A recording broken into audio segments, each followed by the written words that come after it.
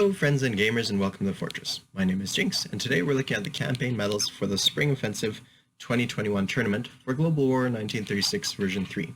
Now, as you may know, the campaign medals are ribbons in which you put on your chest, that are pinned on your chest for every game you attend, and they'll show which nation you played, if your faction won, if your alliance won, how much prestige you gained, how much accomplishments you had in that game, what game you attended, and what number of tournament it was. And so it'll be very informative for future games as well, where you can show up at a game in the future and see that you're, a deadly Comintern player or a deadly Allied player and are an opponent to be feared or something along those lines. So basically, your reputation is on your chest for the different campaigns that you attended.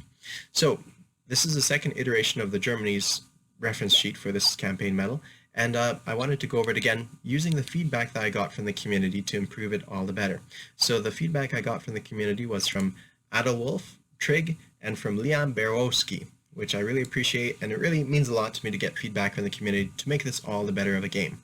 So the campaign ribbons are separated into 3 little ribbons that are fixed upon a bar, and so the first one is a campaign ribbon, which will be a unique ribbon for each tournament. It'll have a number attachment that will count annual tournaments. The number attachment begins at 1 in 2021 and will count up from there. The prestige ribbon shows how many prestigious accomplishments the player achieved within the game by attaching prestige stars. 1 star is fairly basic, 2 stars is going above duty, 3 stars is exceptional, and 4 stars is a rare and astounding achievement. The national ribbon shows which nation was played by the recipient. It may have a gold or silver star attachment depending if the nation won first, second, or third place. It may further have an oak leaf attachment to symbolize how many major powers were played by the recipient. So a bronze oak leaf will represent that you played 2 major powers, a silver oak leaf will be 3, and a gold oak leaf will be 4. So in this case you'll have a national ribbon with, say, a gold star and a gold oak leaf would mean that you played 4 major powers and your faction won as well. You got first place. It'll be blank if you got third place, and silver if you got second place. And so that's what it is. So one other major notice you may notice in this is the artwork has changed quite a bit.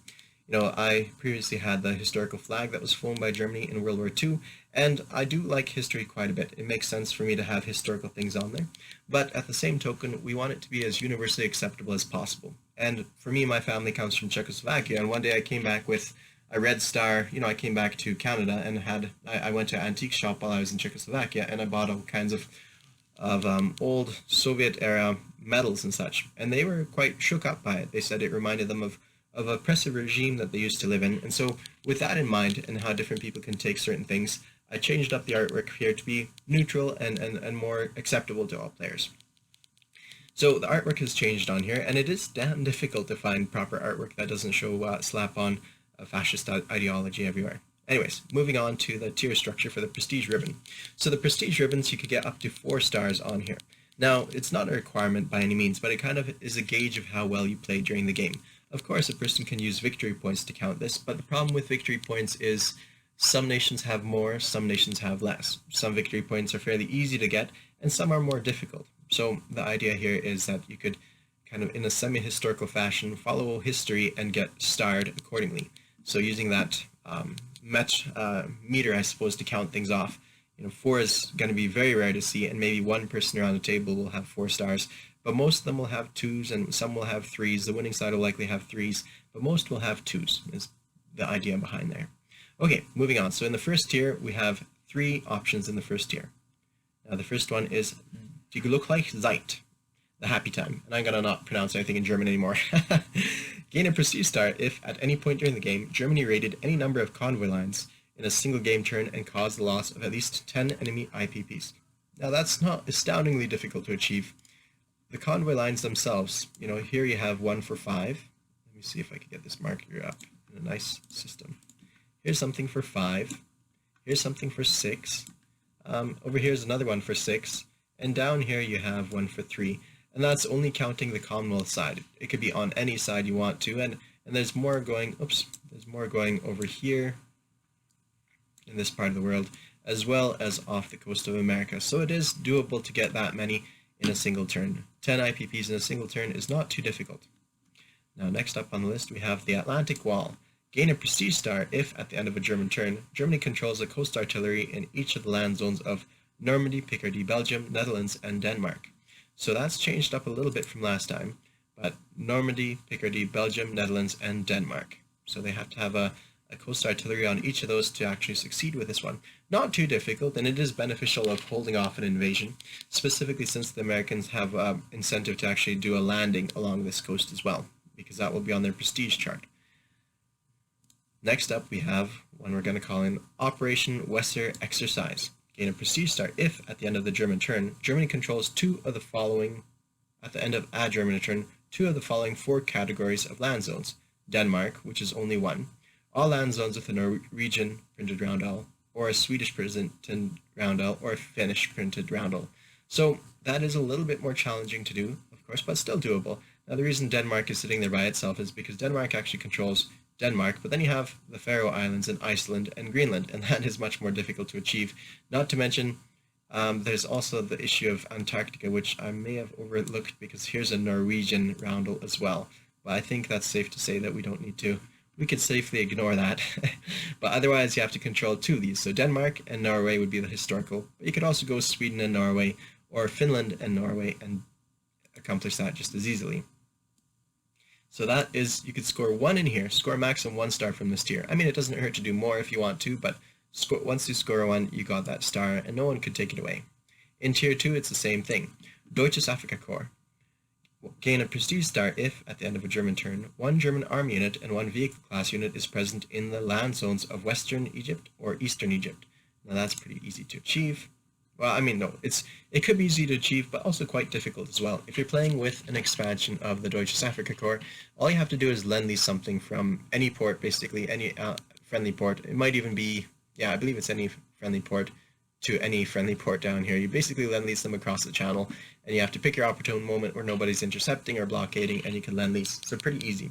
Without that, you actually would have a little bit more difficult time without the expansion. You would have to either build a transport and ship the unit down south, or you would actually have to load them onto Italian transports, move them south, and park them down here. You know, a little bit more difficult. As for the territories themselves, there's Western Egypt and Eastern Egypt, and you're not required to, you can do either or. So it's not actually pushing into Eastern Egypt, but you can do it so if you so choose to do so. All right. Operation Fire Magic. Gain a prestige star if, at any point during the game, Germany controls the Soviet city of Leningrad for a full game round, from the end of a German turn to the end of the following German turn. That's pretty understandable.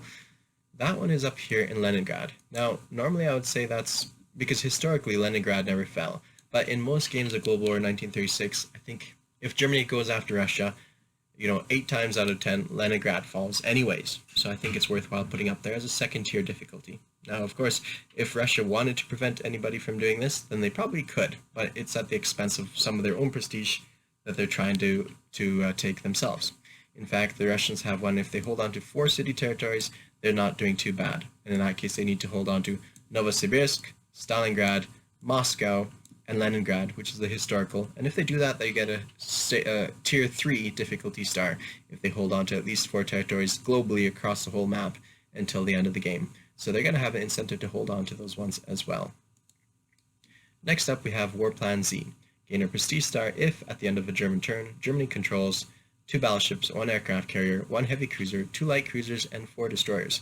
Now, this doesn't specify if they are left over from the French when they are captured over and handed over to Germany. It doesn't specify that. At the end of the day, you still have to build yourself an aircraft carrier, but that's one way of getting a tier 2 difficulty star, if you so choose to do so. Next up, we have a tier 3, Operation Heron. Gain a prestige star if at any point during the game, Germany controls the Soviet city of Stalingrad for a full game round, from the end of the German turn to the end of the following German turn. Now that, of course, Stalingrad is down here, and that's a historical battle that needed to be fought as well. So grabbing hold and holding on to Stalingrad is important. So the Germans, they have one at tier 2 over here, and they have one at tier 3 here in Stalingrad. So either one of them would be options they go for. Now, if Germany focuses more on Egypt with the Deutsches Afrika Korps, then they could get their 2 stars down there, but then they don't need Leningrad, and it follows a more historical pathway. If they instead go for Leningrad, they could bypass the Deutsches Afrika Korps down here and not have to worry about it and achieve the 2 stars up here. Next up, we have Operation Sea Line. This one is a tier 3 difficulty.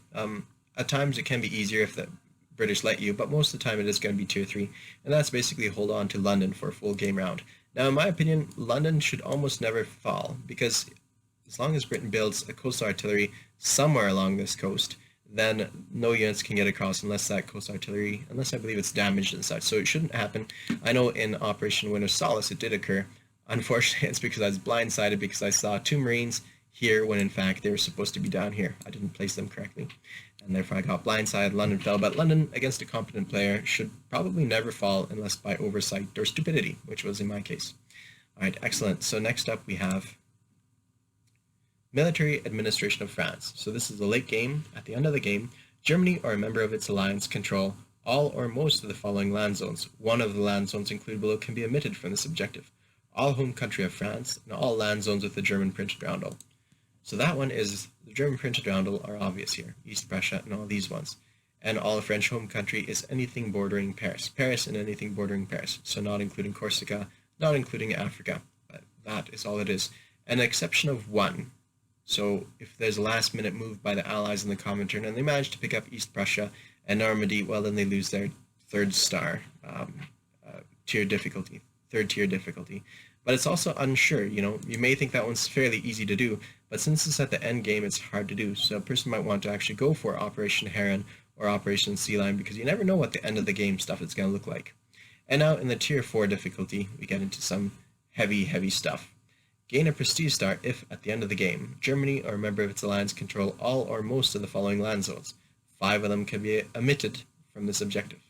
So all land zones with the German printed roundel, Polish printed roundel, Alsace, Lorraine, Picardy, Belgium, Netherlands, Denmark, Bohemia, Slovakia, Lithuania, Latvia, Estonia, Austria, Yugoslavia, Hungary, Romania, Bulgaria, all land zones with the USSR printed roundel west of the Ural Mountains, etc.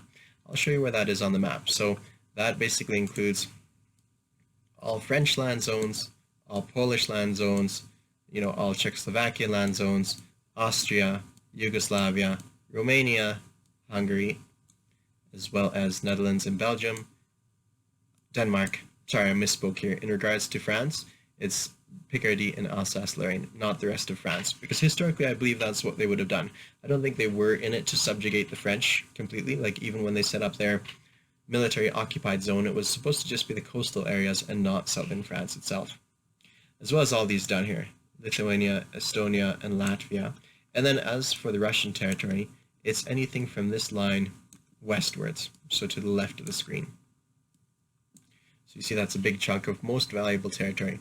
Now, I've played one game called Tanks on the Tundra where I captured up to this line, and I had a difficult time even pushing west into French territory.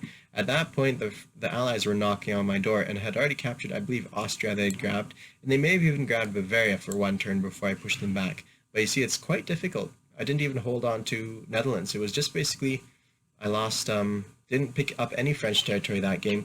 I lost Austria I believe it was Austria that lost for a turn. Northern Italy collapsed to the Allies as well, so it's difficult to do both. Sure, you can go and take out the Russian beast, but you're not going to be able to take out both at the same time, so it is going to be quite challenging. Next up we have Great German Empire. Gain a prestige star if at the end of the game, Germany or a member of its alliance control all or most of the following land zones. 5 of them can be accepted.